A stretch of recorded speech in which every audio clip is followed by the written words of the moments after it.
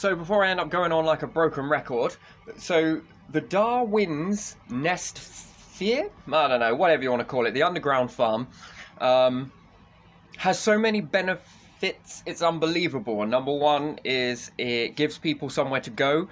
Number two, it takes care of this runaway effect. Now, I don't think we've got a problem with being overpopulated on Earth. I think that is a myth when you take a look around. But we have a problem with deforestation, right? That is alarming. And they say we need it for farmland. Okay, right. So the issue is that we have areas that are very popular, so they become overpopulated, and thus for we take away all of the land because we need to make more room for houses. It's runaway effect. So this then, further away in the land, you'll chop down more trees to make room for more farming, pay some farmers not to grow food. Right, anyway, so let's move on, right? So I had to take this negative road, right? This really negative road. It was really negative, and I was in a well of pit of just suck it up or do something about it. So I kind of sucked it up and did something about it, and I believe that this is it. Okay, now what happens is when we have these overpopulated areas, if we were to build farms underneath them, okay, this helps the overpopulated area for the popular people that want to be in a populated area. Number one, have a place to go in nature. Okay, that's very important. And I mean, people that are in overpopulated areas would like to visit nature, but it's so far away from them that is a, what, 10, 15, 20 mile journey out of the city and into a place of lush. It's too far, and realistically, after a flat-out day's worth of hard work, you ain't got time for that. But yeah, if there was something that was underground, perhaps, under your feet, where you could just go down and just have a nice bit of day in nature, and it doesn't matter where you are, what time of year it is, because this will constantly be generating food supply. The best part about this is it's growing food. Now, who is going to sell that food or operate with that food? I don't know. That needs to be kind of sorted out. I don't know what would be the best way forward from that. So you could look at it that there could be fresh market stores down there that sell this produce that then keep the money situation still going. Yes, I think money is okay if it is used correctly. I always come to this double-ended coin. You know, I've got heads on both sides of the coin when it comes to money. I guess it's how we use it. It's how we use it. It's how we incorporate it. So, again, this throws up my contentions again. This is how I would like that to go, is where if you get given a company, we'll hold the rights. Not because we want to use them against you or anything like that, but we hold the rights so that we can give them to other people in other parts. You'll still get rich off it, but you're not going to get filthy rich. That is whatever. That's, some people dream for that and it's incentive, okay? But if you've got 5 billion, 2.5 billion is going to be put into the pot. Not because we're greedy. You get 2.5 billion of pure profit, and the pot gets 2.5 billion of profit. Now, what this does, this is very important, that it's not all about making millionaires and making people rich and riching up families. Yeah, that's nice. Can't we all have a shot at that? It's not a bad Ferris wheel to go around.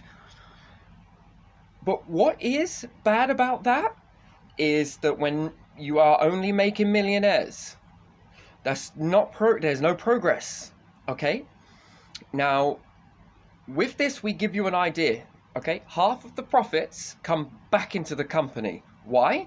Well, for several different reasons. How that money is going to be spent will be spent extremely wisely. Employing more people to create more ideas, because there are some people that just love making ideas. But do you know what?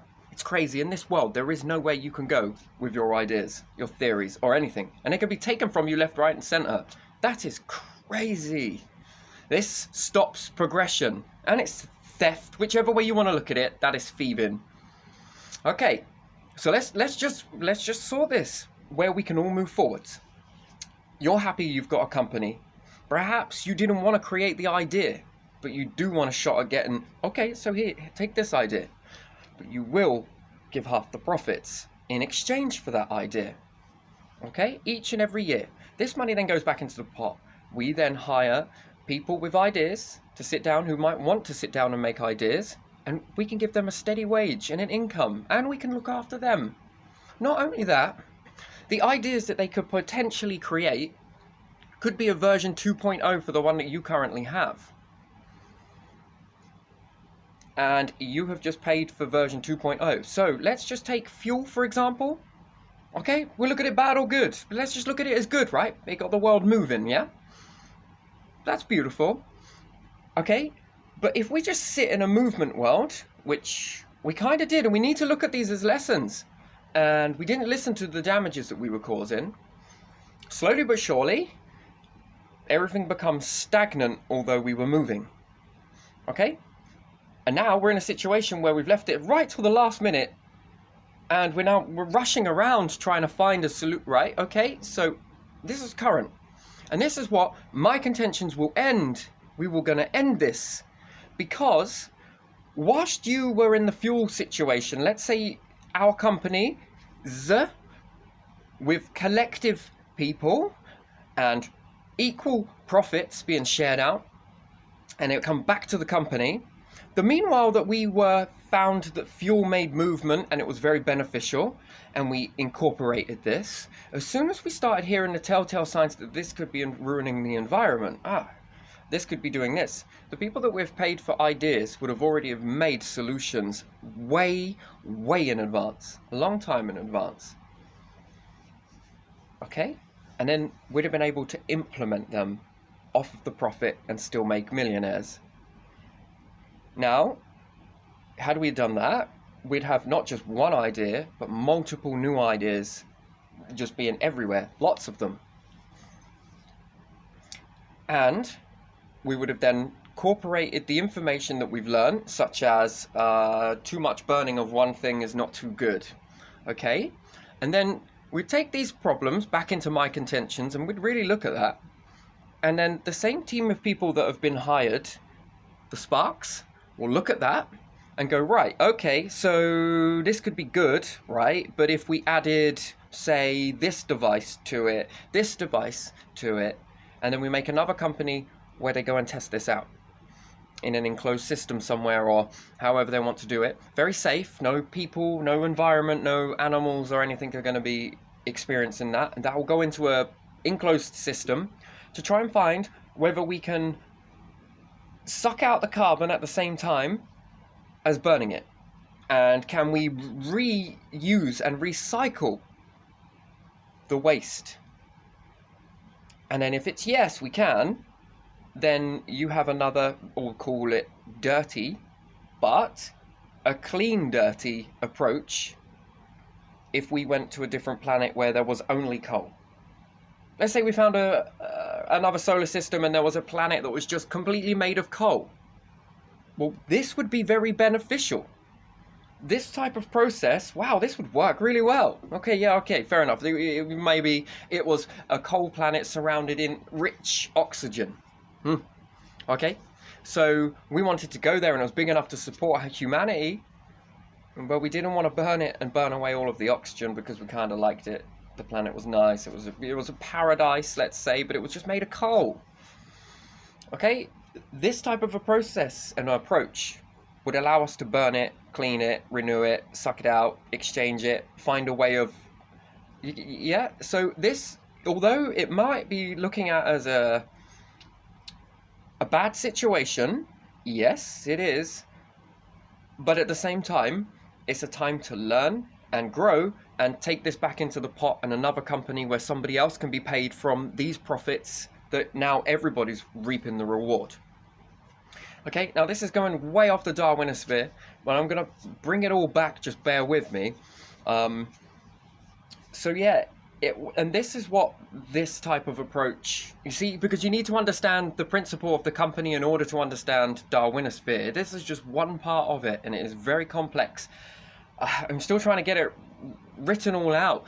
So if there is anybody out there that has a core value and any of these ideas, either on my current Facebook or on the Republican Party, any of these ideas are resonating with you, and you feel that out of that idea you can really expand on one or two, if that sounds like you, then sign up.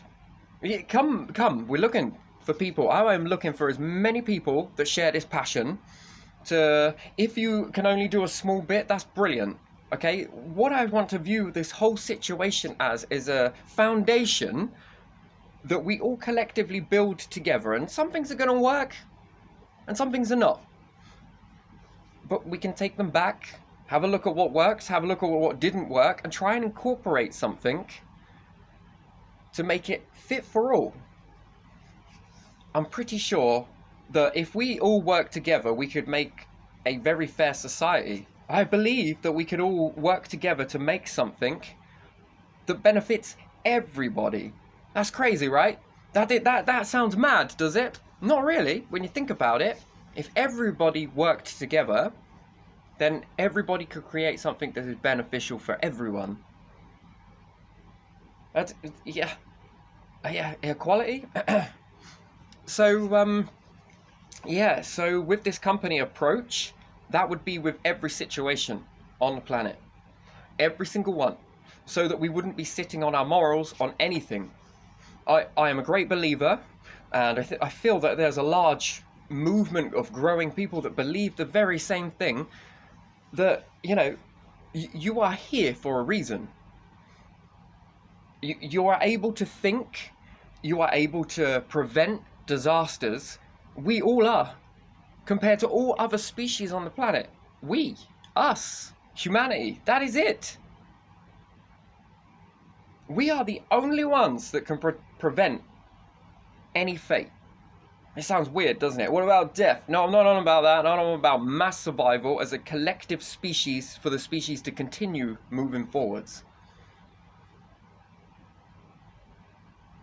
We are able to do something about it. Asteroid comes, yeah, sure.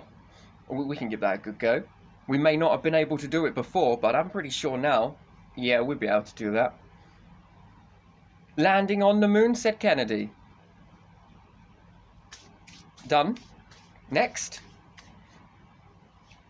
You see, we kind of melt down. We fall down. Oh, Kennedy. What such sparking he has. That spark. More, please. To challenge humanity to do the impossible. To do something bigger than themselves. That's crazy. And yeah, we can do it. These references.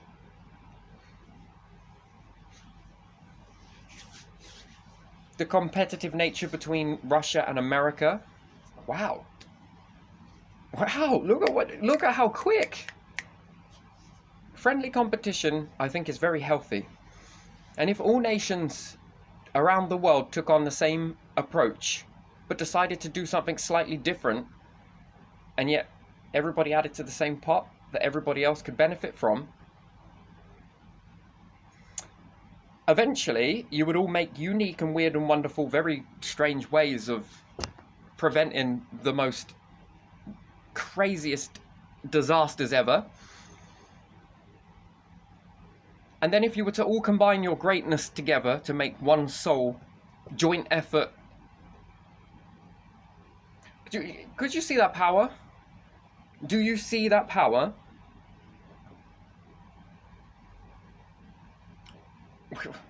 I think that's incredible. Combining all of what works into one sole subject, such as, let's convert the moon into a greenhouse. Well, it doesn't have power. Yeah, I know, that's challenging, isn't it? Let's get over to Mars. Do you reckon we could do something with that massive lump that it's got laying on there, just begging to be used? What about Europa? How about we convert that into fresh water?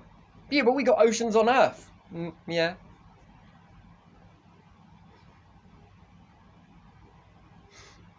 And these gifts of attempting, reaching out, doing this, going that extra mile, could you think about your children's children's children's walk into the world? Oh, Christ almighty. Sorry for my blasphemy. And all the rest of it. So, you know, wow. What a gift to leave them. You see, I always thought, this is, I don't know, stop me when I'm wrong, maybe I just think a little bit out of the box, maybe a bit too much, I don't know. Well, I think we're here for that reason, to survive. And not just survive this star, but survive multiple stars. I mean, yeah, it's all very good, because right now, it all seems like a mayfly existence right now. Because we live a mayfly existence. It seems that way. But I think the more further you come away from the situation, and you push yourself away, and you give yourself massive amount of distance to the whole universe, I think you then start to see something. It's crazy. It literally is. That snapshot now becomes humanity. All of us, from start to keep going. And let's say we survive all of the events that this planet has to throw at us, and this solar system has to throw at us. Let's just say, out of my craziness, that we were actually able to make some geode out of most metals in the universe, okay? Sorry, the solar system. Our solar system. Okay, the star was getting ready to run out. We managed to get all of humanity off the Earth. We managed to create our own version of Earth, and then we converted like several planets into one great big haven. We were able to nuclear fusion, if you like, that sort of thing. And you were able to mop it up with a black hole and a star, okay? And you were able to get two of those inside like a sphere, and humanity was all safe and sound inside it with its internal star and its sun and its black hole in the other side to mop up any radiation that was being produced. Got loads of light, lots of nature was growing inside there. You also got a few moons that you self-built, and this was converting the water from, you know, Europa, and we made it into fresh water with some salt water. And these little moons that we got orbiting this geode that we created, you know, the sun's kind of running out by this point. Poof, we need to get out of the way. So we move back a little bit, and you would orbit, sorry, because you want to collect what that star's about to spit out. So you want to be away from the danger zone, but you want to be close enough to get back to pick up the remnants of the star. Because, you know, humanity are going to want a memoir of where you literally came from, and that piece of that star will always be with you. Okay, and that's mass survival, and generations continue, and then they venture off in their self-sufficient, recyclable geode, and they start moving off to another solar system. It doesn't matter what it is, it doesn't matter, because by that time of evolution on this geode, you'd have learnt so much. Pandora's open box will be so open. Well, you'll take some animals with you, won't you? Some life forms, you could picture it. It'd just be like Earth, but without all the nasties, okay? You'll have alligators, but they ain't going to be jumping out of the water anytime soon. You might have a few hippos, but, you know, they're over there enjoying their environment, and you're over here not worried about them interfering with your environment. I think this makes quite a healthy approach, really. Some animals you will mingle with because they tame down. Maybe you could tame a hippo or several of them. Perhaps that's what humanity set out to do on this geode voyage over to another solar system. Then you rendezvous with Z solar system. Everything has been going according to plan inside your geode. Everything is recycling perfectly. And that is all humans everywhere off of that whole entire planet that started from. They're all lifted together, and douche, everything continues on. Then you rendezvous with your next solar system. Wow, never seen this element before. Wow, what is that? Oh, there might be a life form on this one. There might not be. Who knows? You're testing before you go down, and then you go down, and you've learned some really great techniques at keeping pressure on a planet. All sorts. because you built the very thing that, you know, you're going to be rendezvousing with. I mean, isn't this long-term humanity goal? Or is it literally all just because it's for Earth? And mass amounts of control. And this thing called money, where we make millionaires and no progress. Because it all melts down. Because if that's the type of cycling, yeah, nah. That is just such a waste of such a beautiful gift. What a waste. If that is it. Or this one. Does that one feel? Does that resonate with you? It does with me. That makes everything worthwhile. Our ancestors spent times in darkness. For goodness sake, they didn't have fire. Smouldering mushroom, and they managed to burn other stuff with that, is what allowed them to travel. So mushroom became quite precious to them. Because it would smoulder and you could walk off and leave your fire. No longer congruent.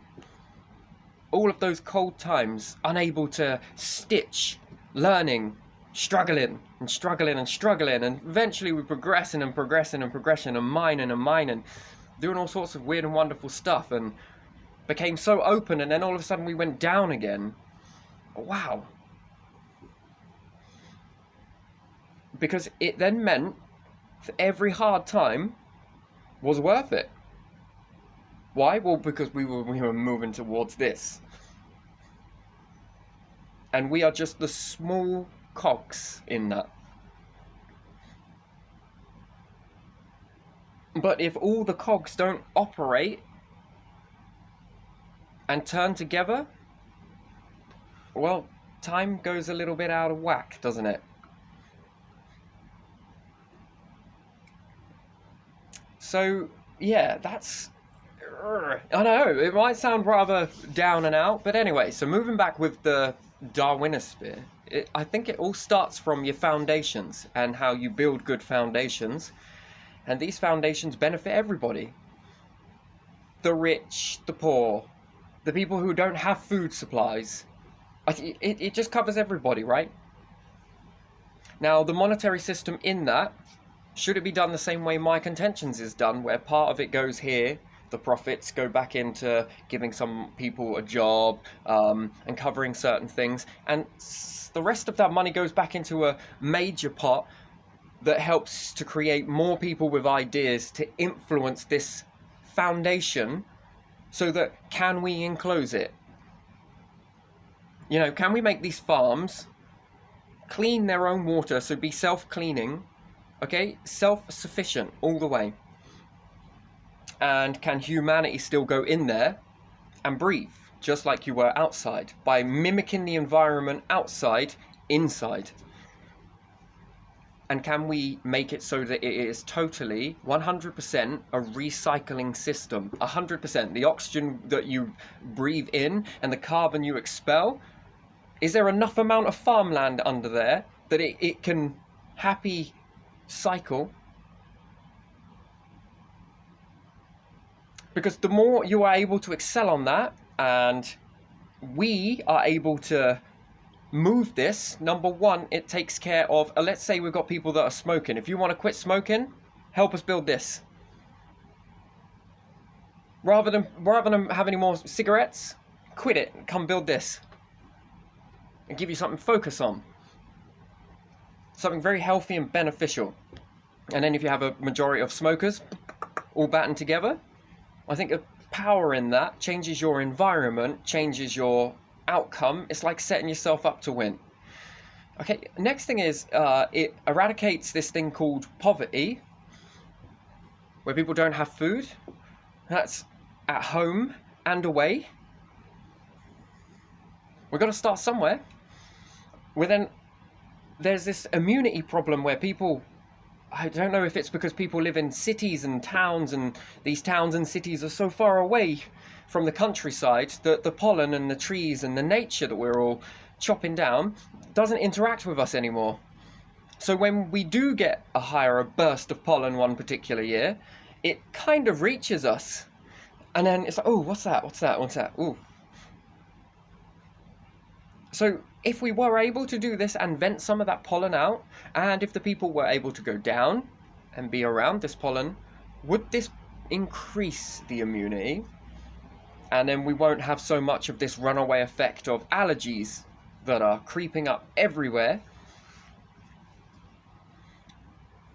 I think it's healthy that we stay very natural with our natural ways.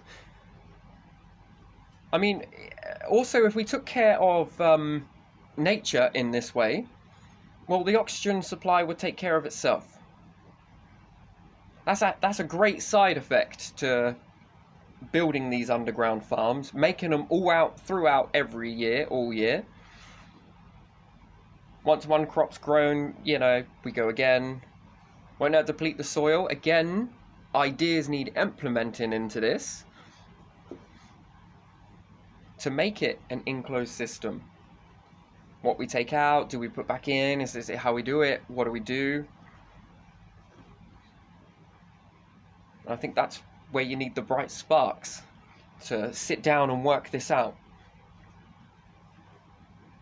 But them to be paid and looked after whilst they create this type of thinking process. Because at the end of the day, what I feel is that those people need a stability in order for them to function at their highest level. You could say, well, this is college, it's surrounded in debt.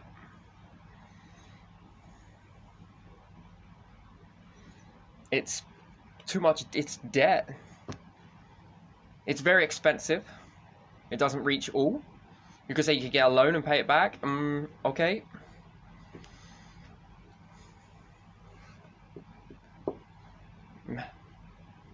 This one allows you to have a job and jump straight in. If you're good at what you're doing, crack on. And maybe one person that created all of these ideas, that sat there and come out with 10 ideas, let's say all of those, and they took one for themselves after so many years. What's wrong with that? That's giving and taking. Isn't that beautiful? That is cycle. That's what I love that. And it opens the door.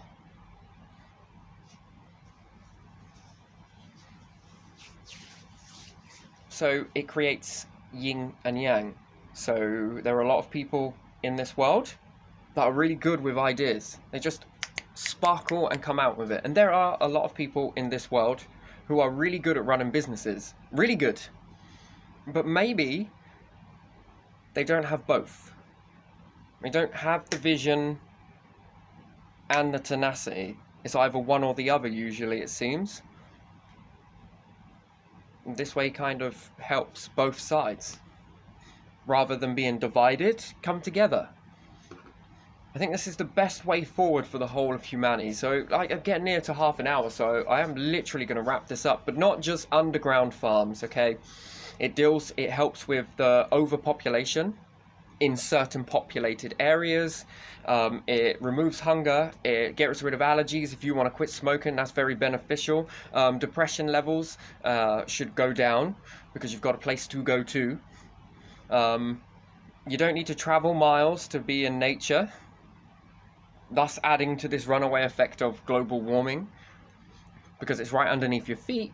If you were to build these on the roofs as well, I think it's a double bonus, especially if you've got mainly flats.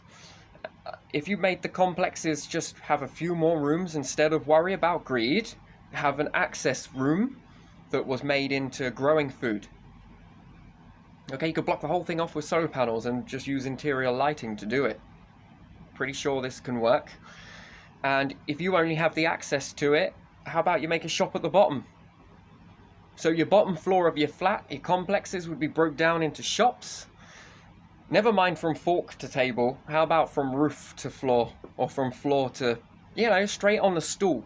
So the stools go in the bottom, people live in the middle, greenhouses at the top. A nice cooling system on the next layer down, and then completely underneath, massive, massive farms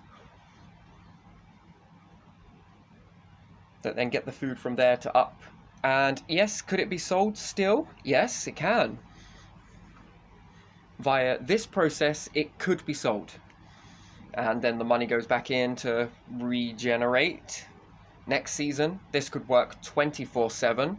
And the idea is that in each and every country that implements this, that all the information that, say, like if China took this, just saying someone in China took this idea and they were like, oh my god, I found out that if you added this electronic device to it, you could lower it and you could create this much more oxygen via converting the carbon in the system. And then they give that back over to my contentions.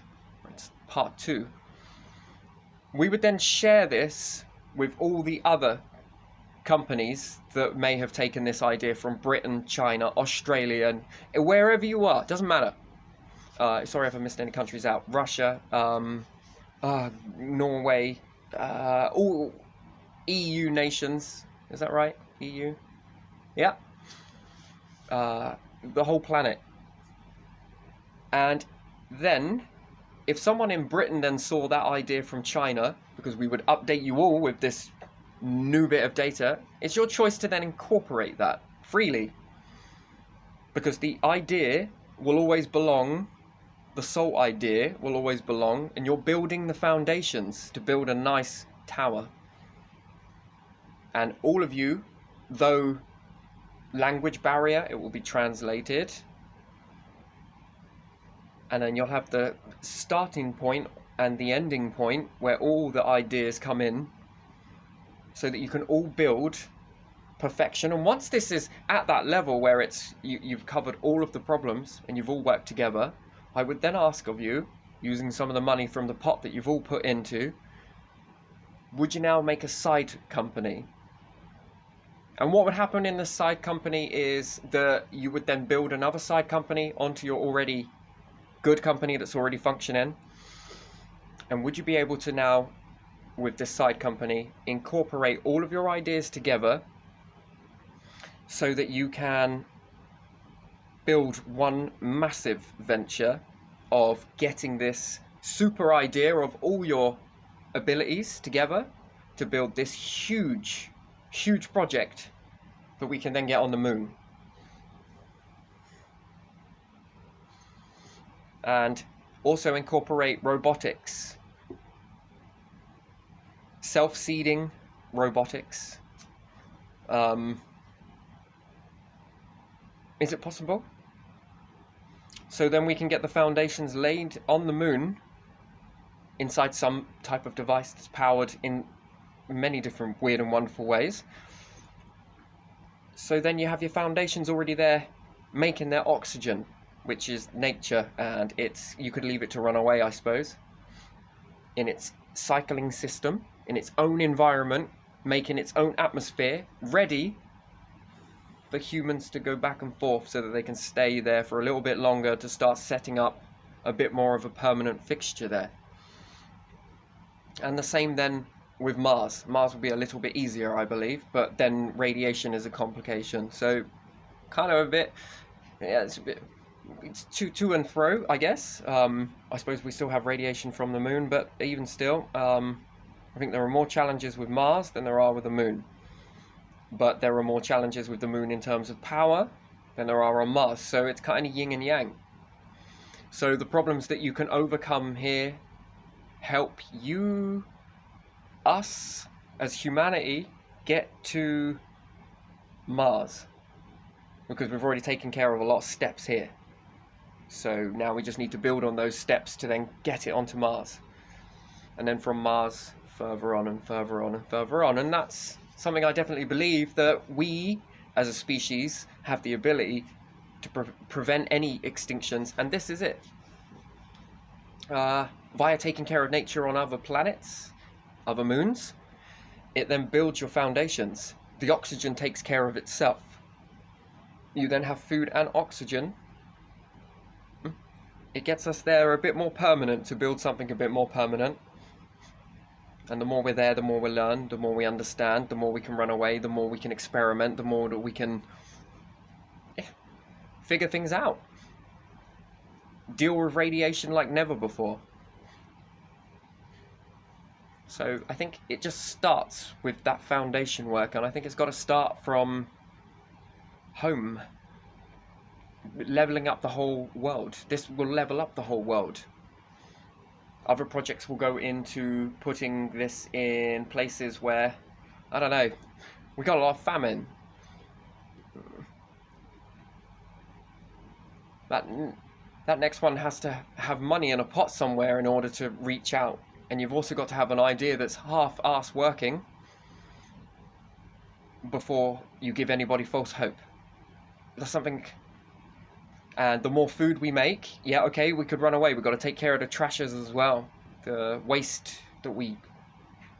I think food is better eaten than it is thrown away.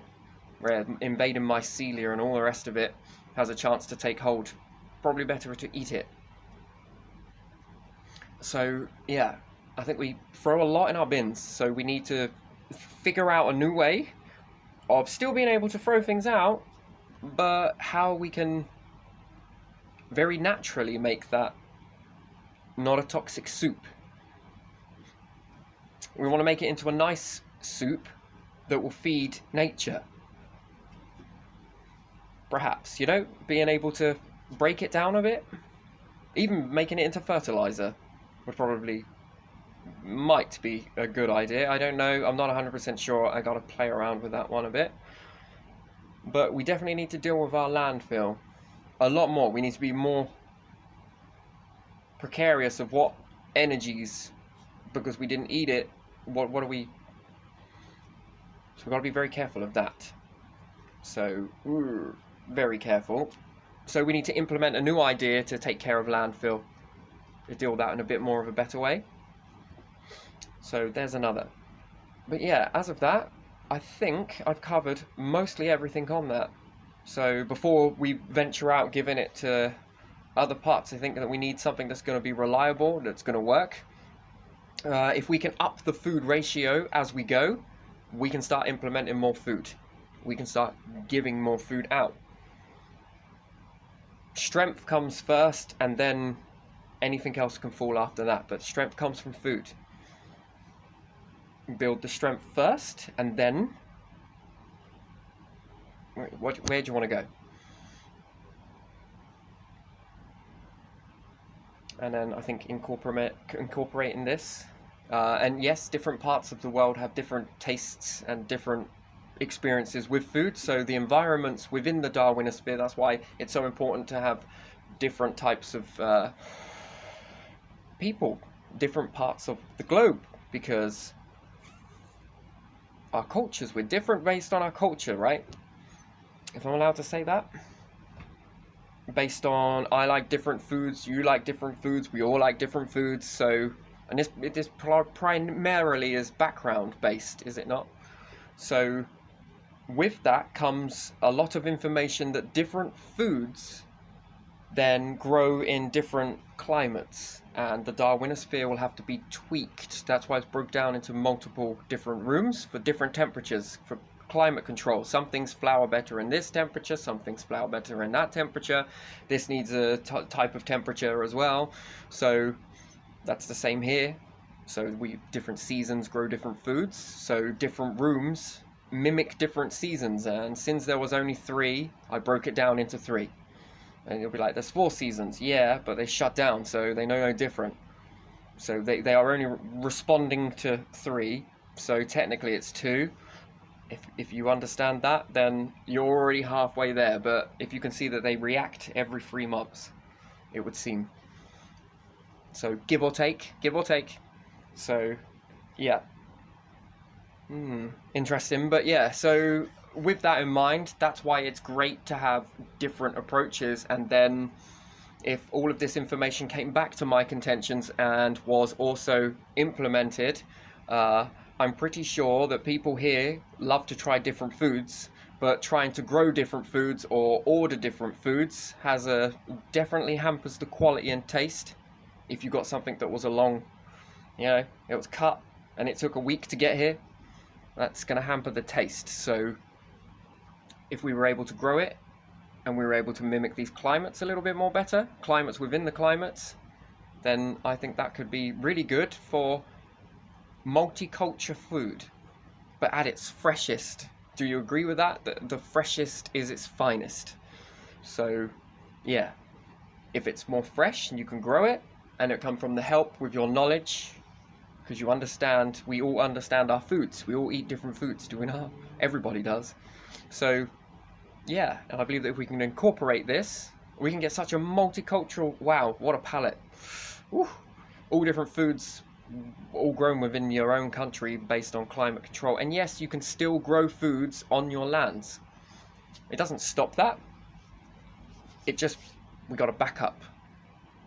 We got several backups. We've got lots of backups.